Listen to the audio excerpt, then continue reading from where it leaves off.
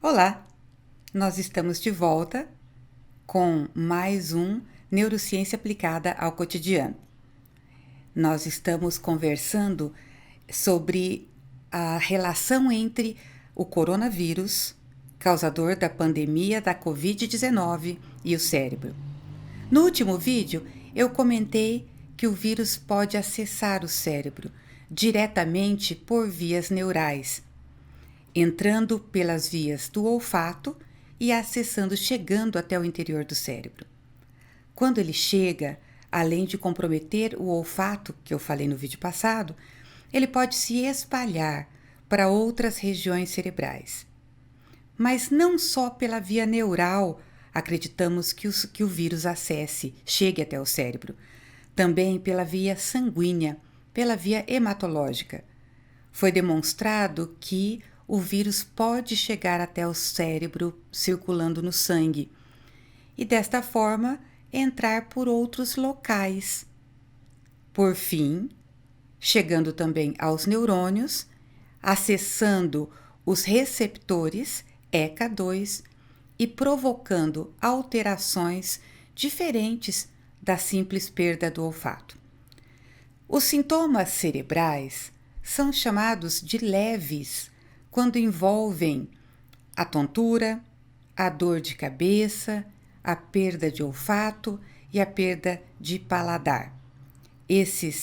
Essas características do acesso viral ao cérebro são consideradas benignas porque tendem a passar junto com a infecção. O ciclo do vírus termina e assim também termina estes sintomas. Muitos referem no começo da infecção uma dor de cabeça muito forte, também diferente de outras dores que possa ter sentido na vida. A tontura, a fraqueza também é frequente, chega a atingir, como esses outros sintomas leves, a mais de 80% das pessoas que tiveram a Covid-19. A maioria, repito, como forma leve, e a maioria também resolvida, retornando à normalidade no final de algumas semanas. Mas existem formas cerebrais da doença que causam problemas muito mais graves. A gente ainda não sabe muito bem por que algumas pessoas têm uma forma cerebral com comprometimento muito mais grave no cérebro do que nos outros órgãos, acompanhando os sintomas respiratórios ou até separado deles.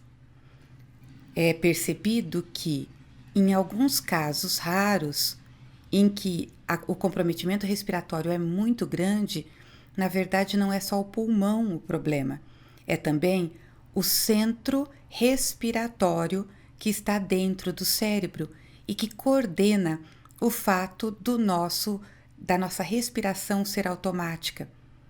Existem pouquíssimos casos na literatura, mas existem alguns de pessoas que tiveram esse comprometimento e que, pelos meses seguintes, estavam ainda dependendo de respirador para respirar. Isso é muito grave, né? Nós não sabemos como será o restabelecimento desta região da respiração com o passar dos meses. É tudo muito novo ainda, né? Nós estamos em agosto de 2020 e esses casos começaram a ser descritos a partir de fevereiro, março, né, deste mesmo ano.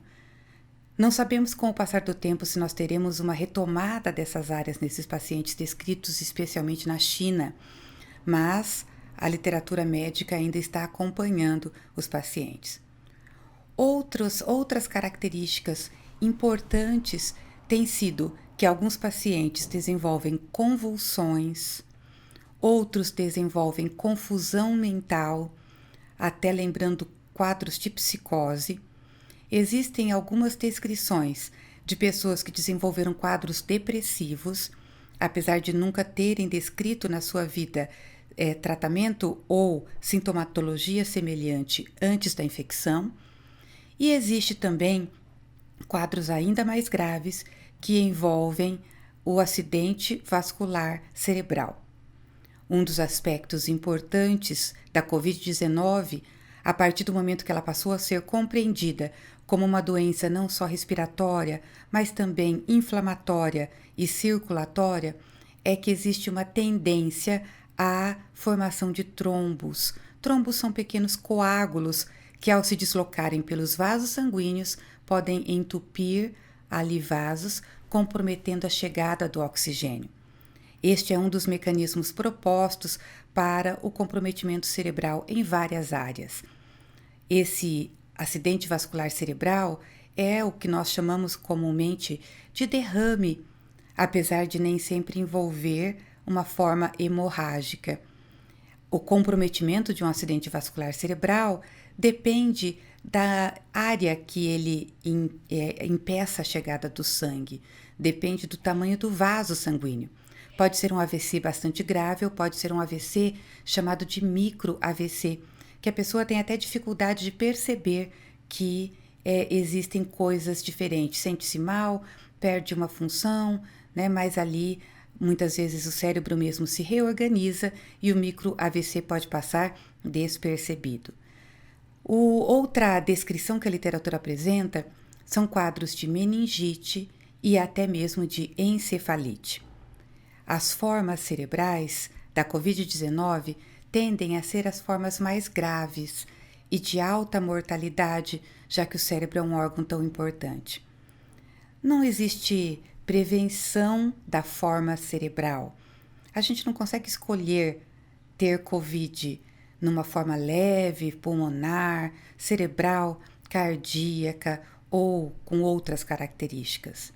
Na verdade, nós cientistas estamos todos ainda aprendendo sobre isso.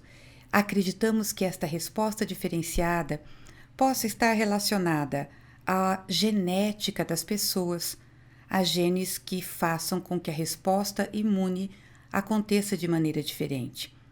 Acreditamos também que algumas doenças pregressas, como o diabetes, que já traz comprometimentos circulatórios, possa aumentar a chance de comprometimentos circulatórios também no cérebro. E também acreditamos que aquelas pessoas que têm uma imunidade bastante debilitada podem ter o acesso mais importante do vírus ao cérebro. Nós ainda temos uma caminhada pela frente para entender os genes que estão relacionados, né, e para que tenhamos essa proteção. Quero dizer para você que ter uma forma cerebral de uma doença viral não é uma novidade. Muitos outros vírus têm forma cerebral. Por exemplo, o vírus da cachumba, que a gente conhece por comprometer aquela glândula que fica nesta região, chamada de parótida, causando uma parotidite e um inchaço nesta região da face, do pescoço, um edema, fica bem gordinho aqui. Esse vírus também pode acessar o cérebro.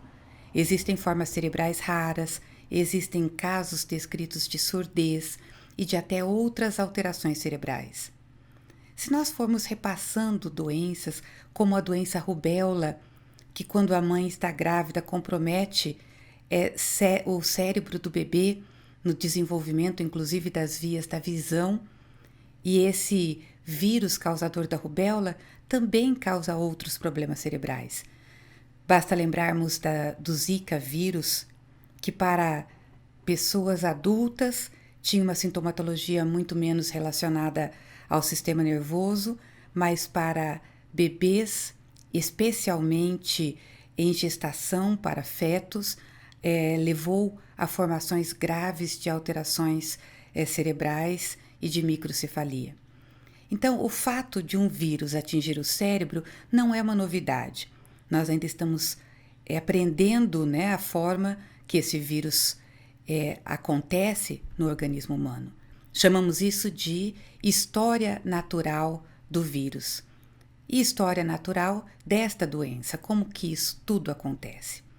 Mas é importante você saber que é possível que parte dos problemas como acidente vascular cerebral ou outros comprometimentos cerebrais sejam também consequências desta doença viral.